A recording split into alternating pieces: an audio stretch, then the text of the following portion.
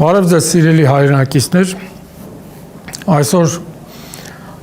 քննարկման օրակարգի առաջնային թեմաներից մեկը Գյումրու ավականու ընտրություններն են, որտեղ ավելորդ ինքնավստահությամբ են զինված այսօրվա իշխանության ներկայացուցիչները։ Ուրեմն ես ուզում եմ, որ ժողովուրդը ողջամիտ գնահատի, սառնասրտորեն գնահատի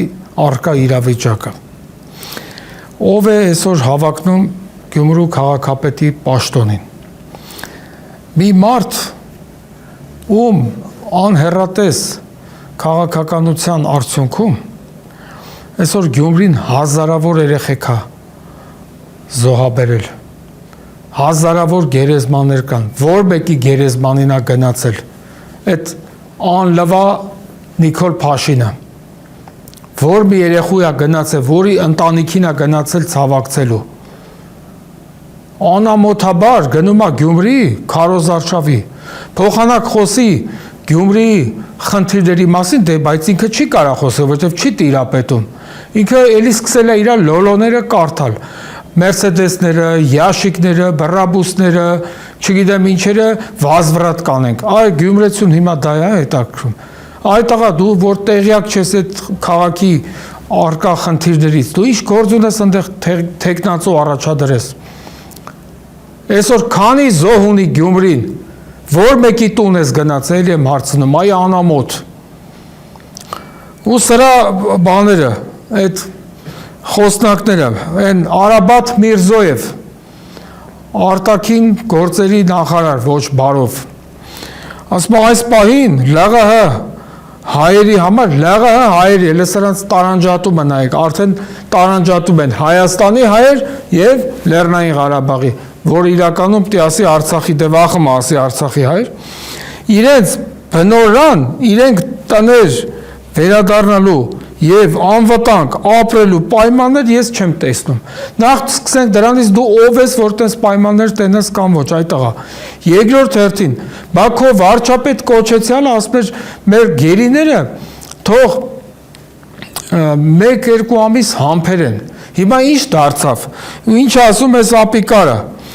Երբ որ կարենանք կվերադարձնենք գերիներին, դա ձեր խաթր չի։ Խնդրեմ։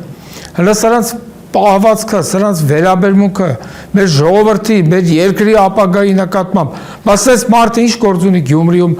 ունենա իր ներկայացուցիչը։ Հարգելի սիրելի գյումրեցիներ, ես ձեր ցավը տանեմ։ Ես մի առիթով ասել եմ, էլի կրկնում եմ, որ մեկ խոսքի մեջ ասում ենք թասիբ, ակամայից մենք ոնց որ հիշում ենք գյումրեցիներին։ Ձեր ցավը տանեմ, խնդրում եմ, ձեր թասիբը մինչև վերջ պահեք և ես ապիկար, անգրագետ,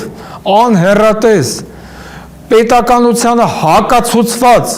այս մարդկանց ջնջեք ձեր կյանքից։ Ես վստահ եմ, որ մարտի 30-ի ընտրությունը սա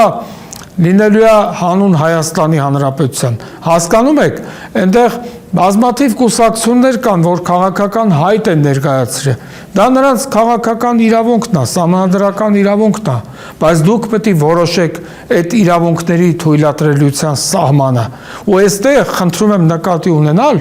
որ այստեղ ոչ թե պայքարը այս կամ այն կուսակցության մեջ է, այստեղ պայքարը երկու հոգու մեջ է։ Նիկոլ Փաշինյան և իր քրչափրչա խումբ և Հայաստանի Հանրապետություն։ Իսկ ես ճանաչելով Գյումրին, ունենալով այնտեղ շատ արժեքավոր մարդիկ, արժեքավոր ընկերներ, ես վստահ եմ, որ դուք ձեր ձայնը տալու եք ոչ թե Նիկոլ Փաշինյանի և իր քրչափրչա հակահայ խմբին, այլ Հայաստանի Հանրապետությանը։ Եվ ասել եմ ու էլի կրկնում եմ, հարգելի սիրելի գյումրեցիներ, ձեր ցավը տանեմ,